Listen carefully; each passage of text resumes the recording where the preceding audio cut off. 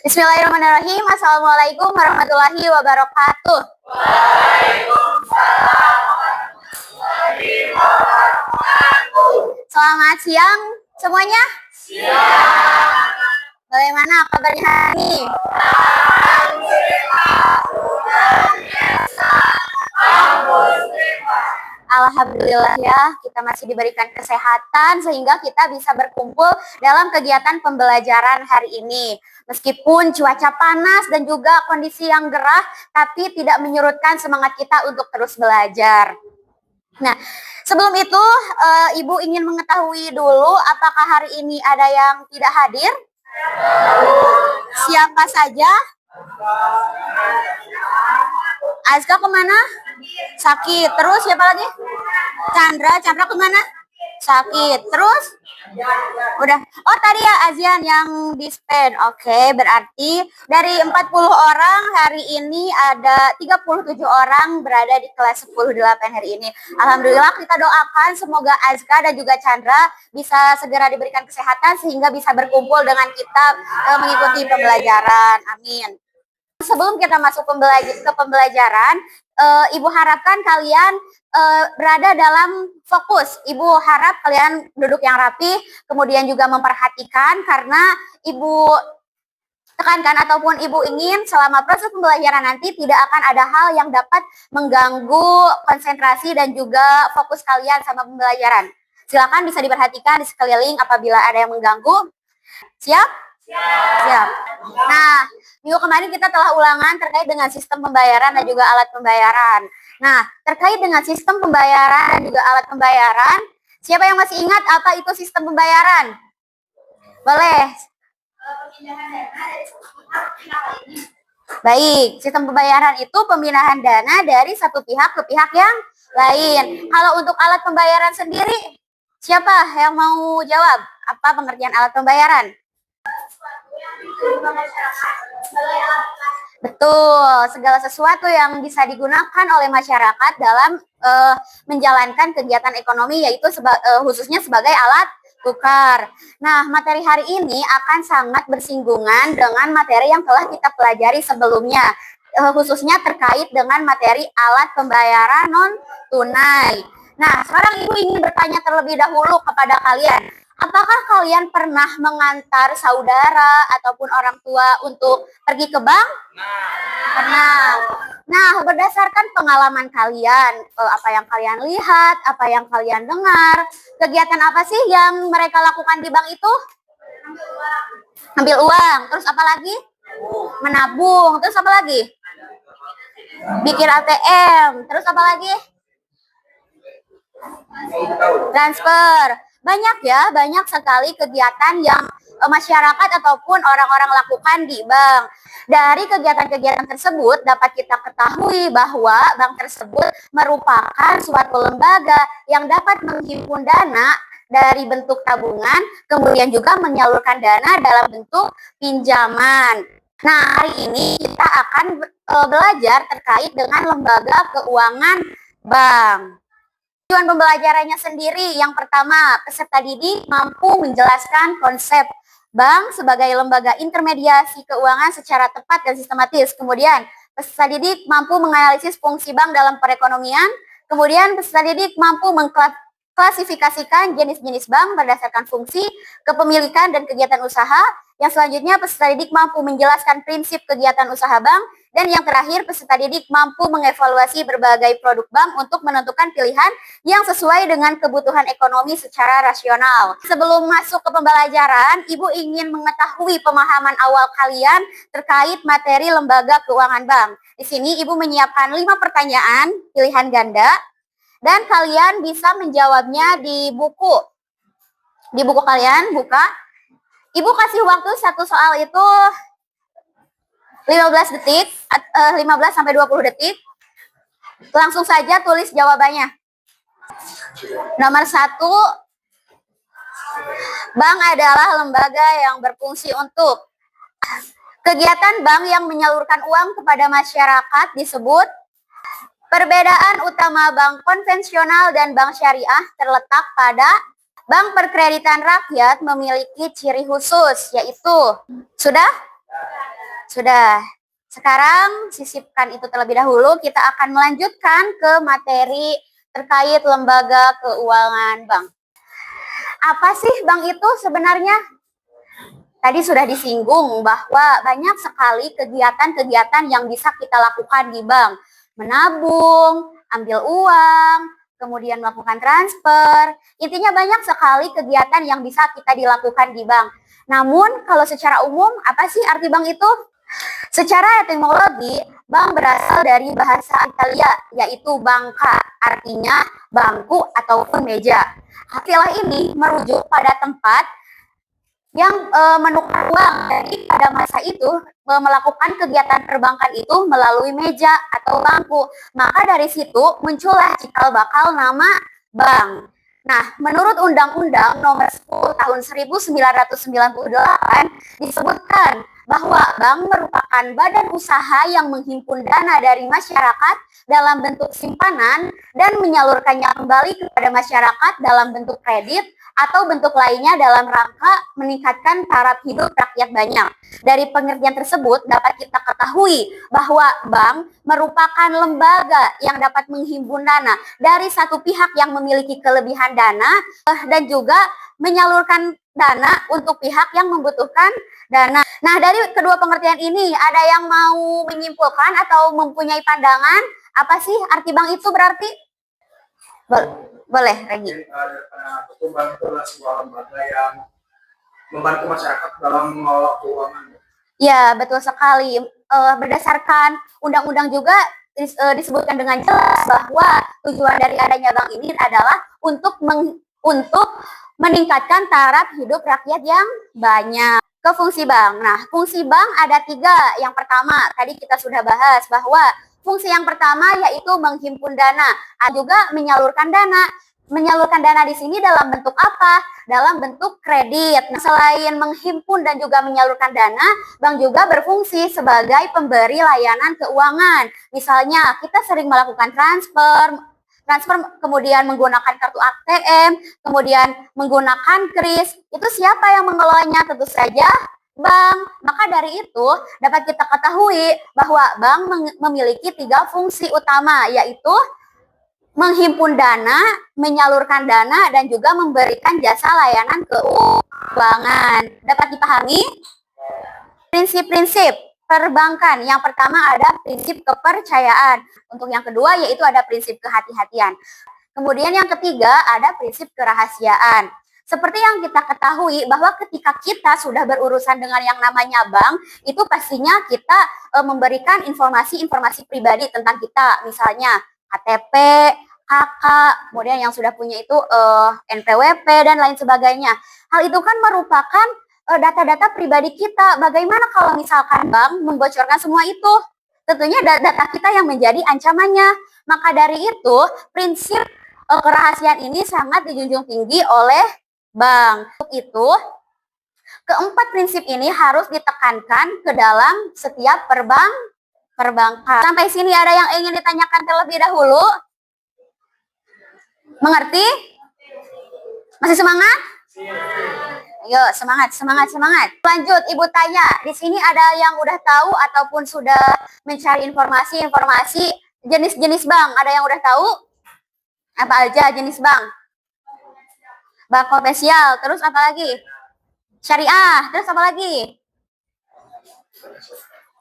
Bank apa? Bank sentral. Terus apa lagi? Akan Ibu jelaskan itu kita bagi bank itu menjadi 3. Yang pertama, bank berdasarkan fungsinya. Ada apa saja sih bank berdasarkan fungsinya itu? Nah, jenis bank berdasarkan fungsinya itu ada 3. Yang pertama ada bank sentral, yang kedua ada bank umum, dan yang terakhir ada bank DPR. Kemudian yang selanjutnya ada jenis bank berdasarkan kepemilikannya. Nah, bank di Indonesia itu banyak sekali dan bukan hanya milik pemerintah saja, ada bermacam-macam. Yang pertama ada bank milik pemerintah. Yang gimana sih yang bank milik pemerintah itu? Bank milik pemerintah itu merupakan bank yang seluruh modal atau sahamnya itu dari pemerintah pusat. Dan seperti apa? Contohnya Bank Mandiri, BRI, BNI. Nah, itu merupakan bank milik pemerintah. Selanjutnya, tadi yang sudah dijawab juga ada bank konvensional dan juga ada bank syariah. Nah, kedua bank ini disebut sebagai jenis bank berdasarkan prinsip kegiatan usahanya. Sampai sini ada yang ingin ditanyakan? Itu ada perbedaannya antara iya. Aturannya bedanya apa sih? Perbedaan bank konvensional dengan bank syariah. Yang pertama, dari tujuannya, bank konvensional memiliki tujuan untuk orientasi keuntungan dengan bebas nilai. Maksudnya seperti apa? Jadi bank melakukan kegiatan usahanya itu untuk memaksimalkan keuntungannya. Sedangkan untuk bank syariah sendiri tidak hanya berorientasi pada profit atau keuntungan saja, namun penyebaran dan penerapan nilai syariah. Seperti yang kita ketahui bahwa dalam sistem bank syariah itu sangat menghindari yang namanya apa? Riba atau keuntungan yang sangat besar seperti itu. Nah, sedangkan berbalikan kan dengan tadi bahwa bank konvensional itu keuntungannya itu dengan nilai yang sebesar-besarnya. Yang terakhir, apa sih kredit itu? Kredit merupakan penyediaan uang atau tagihan berdasarkan kepercayaan bahwa peminjam akan mengembalikannya sesuai dengan perjanjian. Nah, dalam kredit ini tentunya bank tidak akan semata-mata memberikan pinjaman kepada nasabahnya. Tentunya ada hal-hal yang harus dicapai ataupun hal-hal yang harus dianalisis terlebih dahulu dari calon nasabah yang ingin melaksanakan kredit. Nah, untuk penjelasan materi itu, Ibu cukupkan sekian. Silakan ada yang ingin ditanyakan terlebih dahulu sebelum kita lanjut ke sesi yang selanjutnya. Ada yang ingin ditanyakan? Sudah cukup? Mengerti? Semangat? Semangat. Sekarang kita akan bekerja sama dalam kelompok. Namun bukan untuk mengerjakan soal, tapi untuk berdiskusi terkait materi yang sebelumnya telah Ibu jelaskan. Dan Ibu akan membagi kalian ke dalam 6 kelompok, yang berarti ada yang 6 orang dan juga ada yang 7 orang. Nanti setiap kelompok mendiskusikan atau kalian melakukan pemahaman materi dan juga penguatan materi. Ada dari buku. Nah, sekarang kalian bisa mengakses handphone untuk melihat materi atau untuk membaca ataupun untuk mendengarkan. Setelah kalian Ibu kasih waktu untuk menghafal ataupun untuk berdiskusi, untuk pendalaman materi, nanti kita akan masuk ke dalam sesi turnamen antar kelompok. Kelompok 1 akan melawan kelompok 2 dan kita akan mendapatkan perolehan nilai yang paling besar itu sebagai juaranya. Siap? Siap. Dan untuk kelompoknya di sini Ibu sudah menyiapkan. Silahkan berkumpul dengan kelompoknya.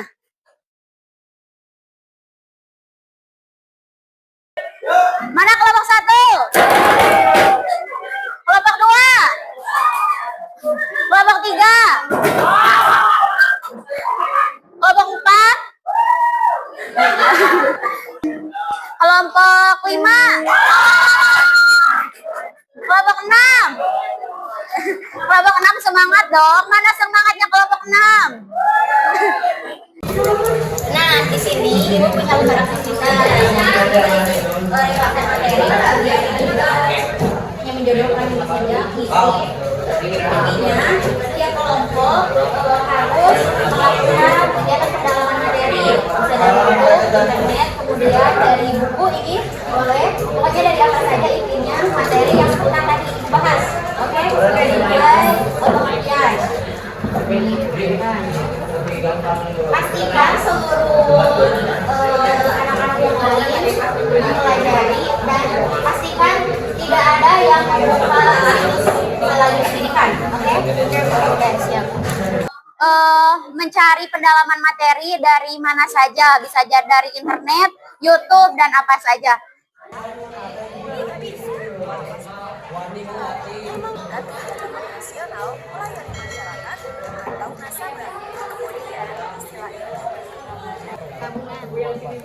Bener gak?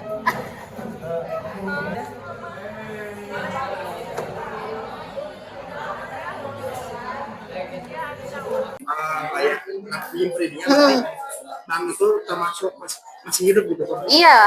Berarti bank dinyatakan tidak hidup berarti ketika tidak ada yang minjem, tidak ada yang nyimpan. Tapi kan pada kenyataannya tidak ada kan bank yang seperti itu. Pasti setiap bank itu punya aturan mainnya masing-masing yang mana dapat meningkatkan profit ataupun keuntungan dari bank itu.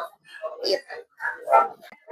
Nih, misalnya Panji senengnya bisa dengerin dari YouTube materinya. Apa? Udah beres? Bukan cuma ngerjain gitu mah, ibu ngasih bahan materi sama kalian yang ngafalin.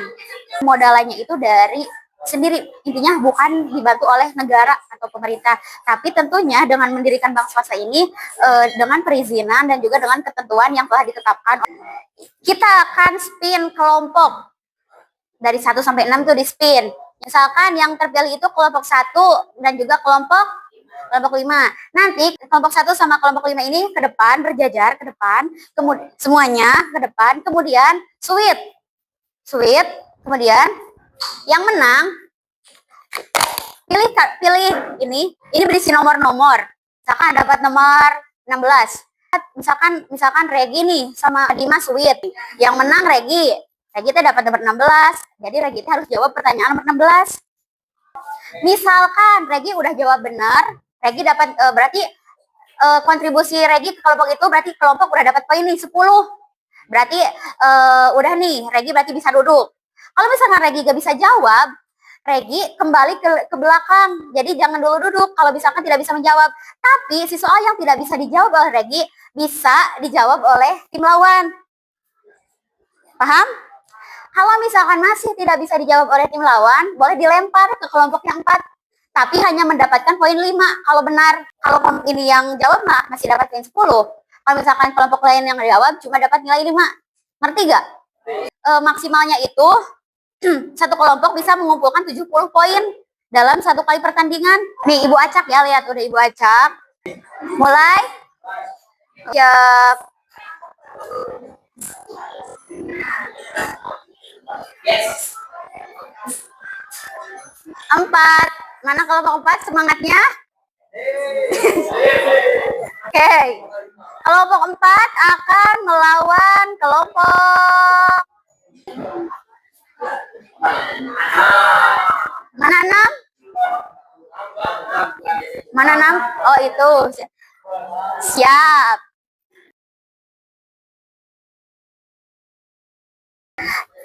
Ayo, sekarang kelompok 4 sama kelompok 6. Iya, boleh. Kertas gunting batu.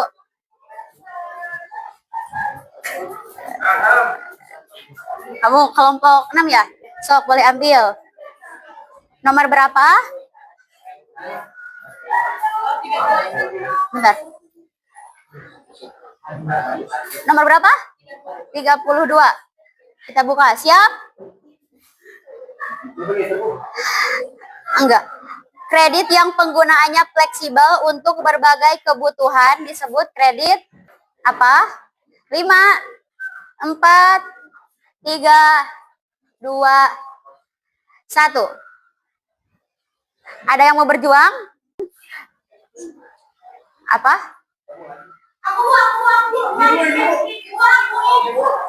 Salah. Betul. Kelompok berapa? 5. Kelompok 5 udah dapat. Gak boleh. Tuh, 2. Ambil. Terus nomor berapa? 10. Bank berperan sebagai lembaga titik-titik-titik antara pihak yang kelebihan dana dan yang kekurangan dana. Lanjut. 5. Sebutkan satu contoh bank syariah yang ada di Indonesia. Bank Muamalat, betul. 24. Sebutkan satu contoh bank swasta nasional. Betul. 10 poin untuk 11. Bank sentral di Indonesia adalah 5, 4, 3, 2, 1. Bank Indonesia betul. 1, 2, 3. Jelaskan maksud prinsip kepercayaan dalam prinsip perbankan. 10, 9, 8, 9, 8, 7.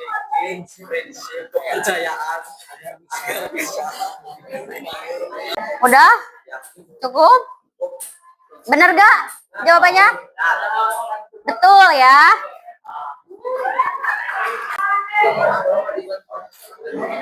Dua-dua. Apa maksud prinsip kerahasiaan dalam prinsip perbankan? Apa?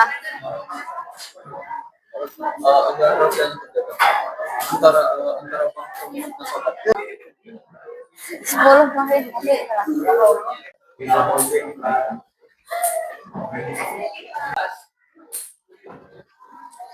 Dalam prinsip 5C, karakter berarti menilai.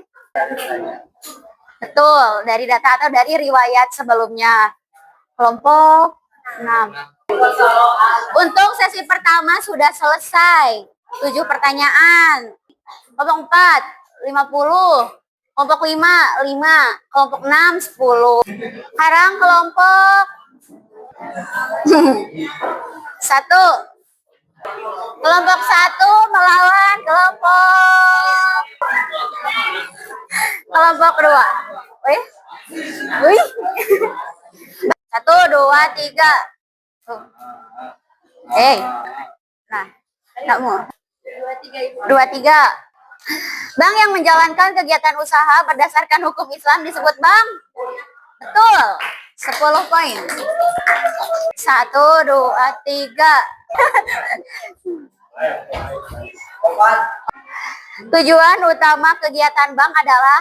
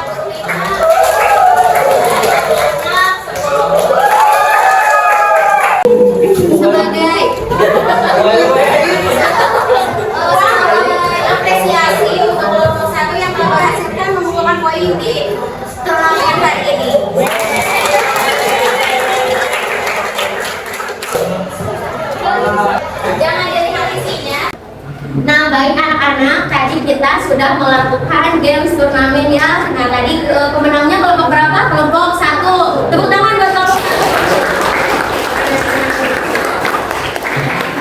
Meskipun yang lain baru mendapatkan juara 1, tetapi tetap saja kita balas di minggu depan di permainan-permainan selanjutnya. Oke? Oke. Setelah melakukan pembelajaran hari ini, di sini Ibu ingin mengecek ataupun Ibu ingin melihat perkembangan kalian terhadap materi yang telah kita pelajari hari ini. Di sini Ibu telah menyiapkan asesmen, yaitu ada 5 soal uraian yang bisa kalian kerjakan di buku kalian masing-masing. Silakan ini dikerjakan.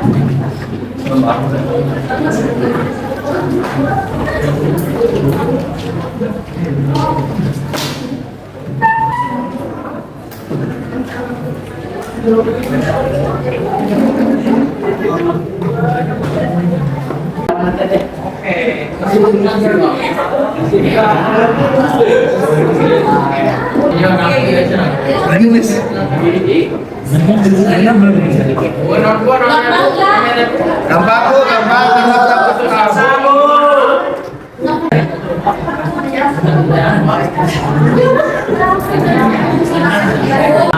Klasifikasikan jenis-jenis bank berdasarkan fungsi, kepemilikan atau kegiatan usaha. Tadi kan jenis bank ada banyak, berdasarkan fungsi itu ada 3. Yang pertama bukan jenis bank berdasarkan fungsi, ada bank sentral, kan ini berdasarkan ya, berdasarkan fungsinya ada 3, ada bank sentral, ada bank kalau berdasarkan kepemilikan ada 5, milik pemerintah, swasta, daerah, apa lagi? Sama kan? Iya, terus berdasarkan prinsip kegiatan usahanya ada bank, on, pensi,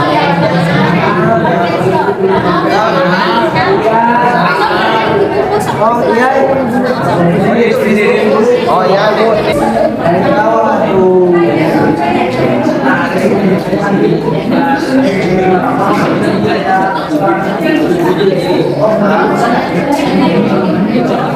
Anu mau pulpen sih dulu.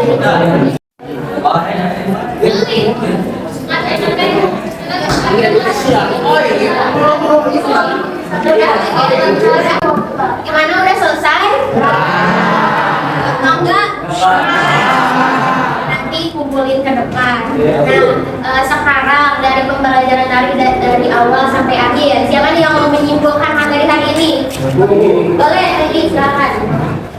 Jadi jangan lupa kita belajar hari ini itu tentang bank. Jadi bank adalah badan usaha yang menghimpun dan menyalurkan dana dalam bentuk kredit pada pinjaman taraf rakyat. Ya, bagus. Tangan buat Peggy. Bank berdasarkan fungsinya ada 3. Yang pertama ada bank sentral. Yang kedua bank. Yang ketiga BP. Kemudian bank berdasarkan kepemilikannya ada 5. Yang pertama bank milik pemerintah. Yang kedua bank milik swasta. Yang ketiga bank milik daerah. Yang keempat bank asing. Yang terakhir bank campuran.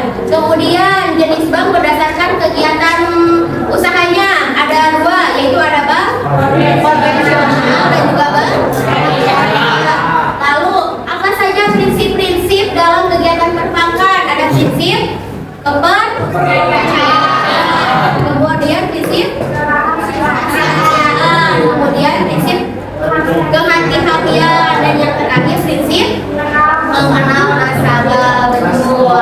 Nah, alhamdulillah pembelajaran hari ini sudah selesai. Gimana, paham? Paham aja atau paham banget? Paham-pahamnya belahan? Ya, Bu. Minggu depan kita akan belajar terkait industri keuangan non-bank atau IKNT. Kalian bisa mulai mencoba mencari-cari materi ataupun membaca di rumah, sehingga minggu depan kita bisa langsung melaksanakan proses pembelajaran dan akan membahas di kelas, ya? Kita boleh merapikan tempat duduknya dan boleh bersiap-siap untuk pulang.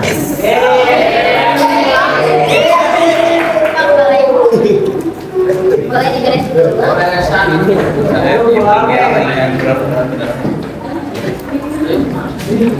Dulu kan belum berdoa.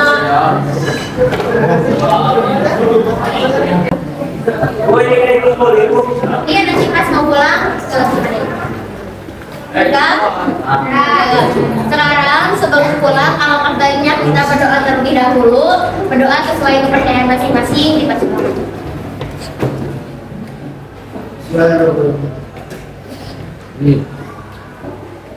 Selesai.